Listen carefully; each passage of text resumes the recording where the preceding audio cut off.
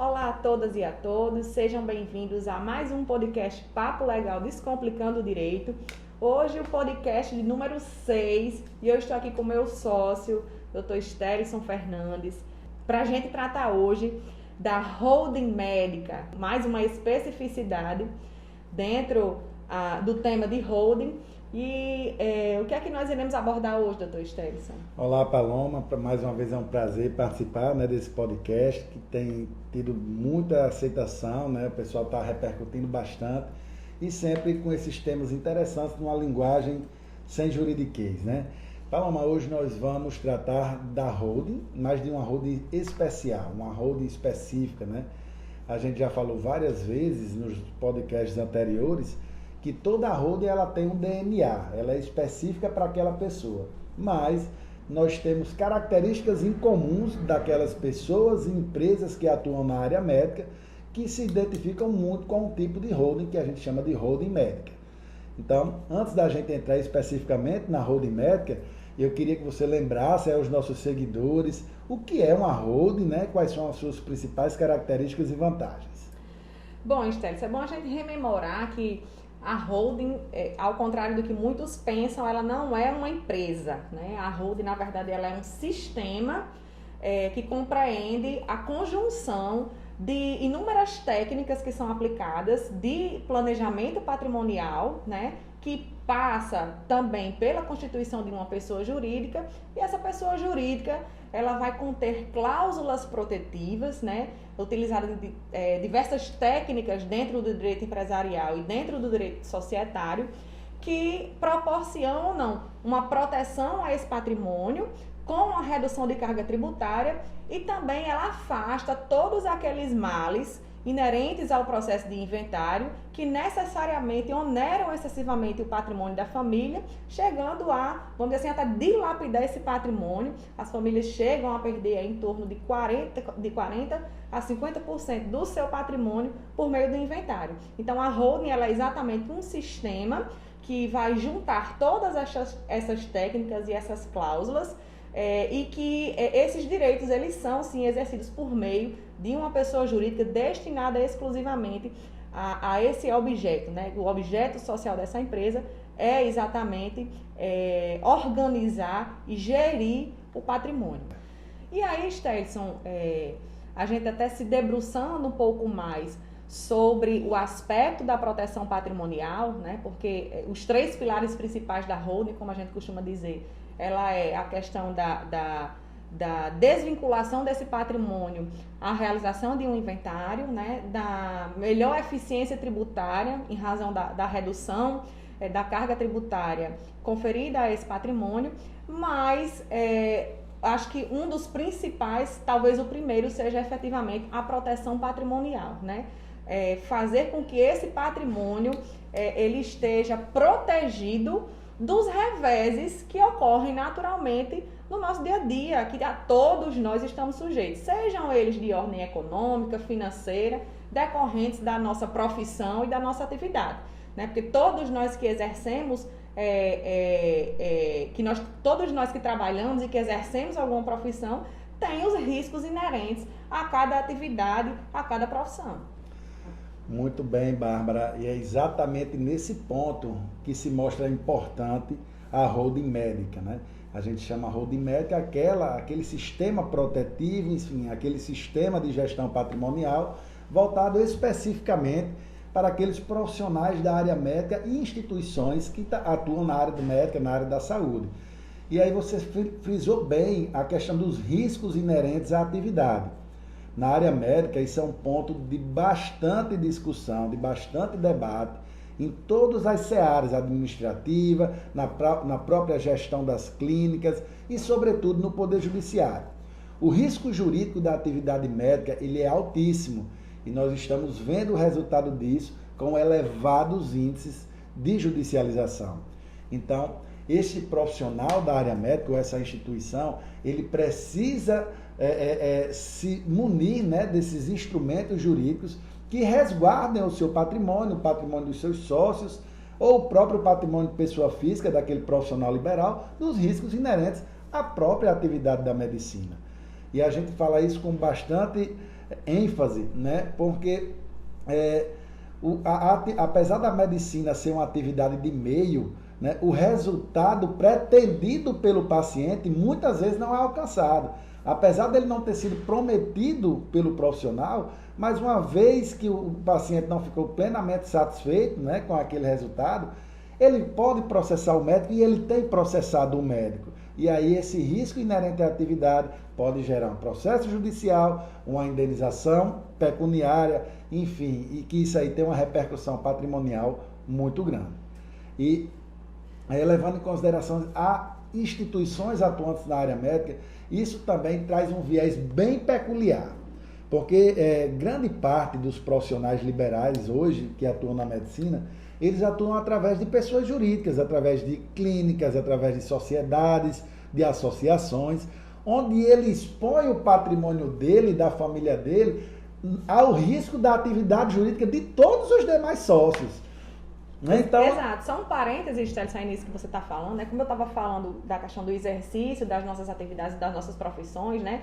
Umas em maior grau, em grau mais elevado, e outras de um risco mais baixo. E a atividade da medicina, com certeza, está aí, vamos dizer assim, no rol das atividades que geram maior risco, né, para o patrimônio daquele médico ou para o patrimônio da empresa médica, né? Porque quando a gente fala aqui, vamos dizer assim, da atividade da medicina, tanto em relação ao médico pessoa física, como em relação à pessoa jurídica, porque hoje é muito comum, como você já frisou, que se criem pessoas jurídicas, né, empresas médicas, né, clínicas de atendimento, enfim, hospitais, e de certa forma, esses patrimônios eles acabam sendo vinculados uns aos outros, né? Às vezes até, vamos dizer assim, o seu patrimônio ele está exposto até em relação a posturas e ações adotadas, inclusive, por outros sócios, né? E só o que a gente tem aí na justiça, vamos dizer assim, nessa massiva judicialização que nós estamos percebendo nos processos da saúde, a judicialização da saúde, é a desconsideração da pessoa jurídica de modo inverso, né? Então, às vezes, um médico que fez uma cirurgia e algo que deu errado e o paciente ficou insatisfeito e judicializou, e vamos supor que era uma empresa, vamos supor aqui, uma cirurgia bariátrica, né? E aí tem uma empresa de médicos, uma empresa de médicos especialistas nesse tipo de procedimento, e os outros sócios que não tiveram absolutamente nenhuma relação com aquela cirurgia em si, também acabam sendo responsabilizados diante de todo esse contexto. Então, realmente, a atividade da medicina é uma profissão que deixa por demais exposta essa questão do patrimônio. Por isso que é extremamente necessário e é extremamente indicado para os profissionais da área médica que eles sigam e que eles estejam atentos a se planejar em relação ao seu patrimônio, né? De ter uma atenção especial em relação a essa mudança de conscientização para se criar um método de planejamento patrimonial. Excelente, Bárbara. E a gente que tá no dia a dia do direito médico, a gente vê que cada profissional, isso aqui não só na área médica, mas em todos os ramos, cada profissional tem a sua conduta. E um dos pilares do direito médico é a análise da relação médico-paciente. E cada médico tem a sua maneira de tratar o paciente.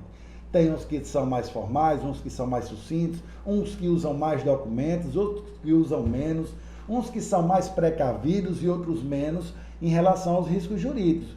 Porém, no que diz respeito à sociedade médica, né, empresas médicas, todos esses patrimônios eles estão se comunicando, né? Vou pedir até licença para fazer um breve juridiquês que a gente chama de responsabilidade civil solidária. Porque os atos, né, da prestação de serviço médico de qualquer dos sócios, eles podem se comunicar a um processo judicial que pode alcançar o patrimônio de qualquer dos demais sócios. Por isso que a gente entende ser imprescindível que cada profissional da área médica ou cada empresa atue através do sistema de holding. Aquele profissional estará protegendo o seu patrimônio e a sociedade estará trabalhando com a segurança jurídica, oferecendo a todos os sócios, né, a todos os participantes, né? E para finalizar, Paloma, eu gostaria que você trouxesse de maneira bem didática a diferença e as aplicabilidades da holding familiar e a holding participações, que podem ser utilizados dentro da atuação da área médica. Pois é, Stellison. Para a gente ser bem didático, né, então a gente precisa especificar quais os tipos de holding existentes, né? No Brasil, a holding, ela está, no nosso direito brasileiro, né, ela está legalizada, vamos dizer, positivada dentro da lei das SAs, né? E a gente chama de holding pura. A holding pura é exatamente a holding de participação em que ela tem por objetivo participar de uma sociedade, né? Mas existe também a variação da holding pura, que a gente chama de holding patrimonial, que é exatamente a holding familiar. E o objeto dessa holding patrimonial é não exercer atividade alguma, nem participar de nenhuma outra empresa. O objetivo dela é exatamente administrar patrimônio. Então, nesse contexto, vamos dizer assim, nessa seara médica, se apresenta aí esses dois tipos de holding, né? O holding para o médico pessoa física, que seria a holding patrimonial, que seria a holding para proteger o seu patrimônio pessoa física, e a holding de participação, que vai proteger o seu patrimônio jurídico, né? As suas cotas dentro da empresa, né? Que vai proteger as suas cotas e vai proteger você, dono daquelas cotas, dos reveses ocorridos em decorrência da atividade exercida por essa pessoa jurídica, né? Mas eu quero só frisar bem, Stellison, que existe também, como a gente já falou em outros vídeos, os momentos corretos de que se constitui uma holding, porque, obviamente, que uma holding constituída dentro de um contexto em que já haja, vamos dizer assim, situações de vulnerabilidade consolidadas, né? E essa holding ela é constituída após esses eventos, pode-se dar a ela a conotação de que ela esteja sendo criada com a finalidade de burlar a lei. Ou né? até um processo judicial já em andamento. Por isso que a holding ela precisa de um estudo, né? Isso que a gente chama de uma avaliação da situação atual dessas circunstâncias, para que a ela não seja conferido essa situação, vamos dizer assim, de ilicitude, né? Porque a holding ela precisa seguir um passo a passo para que ela seja uma holding legal e que ela efetivamente venha a trazer aquela proteção que a gente deseja com aquela economia tributária e evitar as questões de sucessão de ordens ordinárias, né? Como a questão do inventário. Muito bem, Paloma. Realmente, assim, é um sistema bem complexo e é super importante a gente mostrar que a holding ela se aplica a todos os casos, né? Tanto na pessoa física como na pessoa jurídica, de maneira que esse profissional da saúde ele possa dedicar-se ao estudo técnico, ao estudo da relação médico-paciente e que essas questões de ordem jurídica elas fiquem em um setor específico, mas que não deixem de ter atenção. Na nossa atuação, no nosso dia a dia, sobre o trabalho tanto da holding como do direito médico, a gente tem visto a necessidade de profissionais adotarem tanto a holding patrimonial como a holding participações, né? A gente tem visto, inclusive, situações extremamente graves, né, em que o patrimônio de um determinado sócio ficou totalmente exposto, né, a um risco jurídico que não foi ele que causou. Então, isso aí poderia ter sido prevenido através do sistema da holding. Não é verdade? Com certeza, Stellison. É isso. Paloma, então, mais uma vez agradeço demais aqui a sua companhia, sempre marcante, com essa voz brilhante, né? Sempre um prazer. E mais uma vez quero agradecer também a companhia dos nossos seguidores que estão fazendo desse podcast um verdadeiro sucesso. Deixo aqui o meu abraço final e passo para você fazer suas considerações. Isso, Stellison. E que bom que... E esse tema, na verdade, é só registrar que esse tema já foi, vamos assim, um pedido, né, dos nossos seguidores, que estão se interessando bastante sobre esse tema e outros temas que a gente tem tratado aqui nesse podcast. Que bom que a gente também está fazendo esse diferencial de prestar essa informação à sociedade com conteúdo extremamente específico em relação a inúmeras áreas do direito, e deixar o nosso abraço aqui, o registro mais uma vez para todos os nossos seguidores e dizer que se eles estão gostando, né, se vocês estão gostando, continuem curtindo, continuem comentando, continuem mandando as suas sugestões de temas para que a gente os aborde nos nossos próximos encontros. Ok, Bárbara, valeu, um abraço.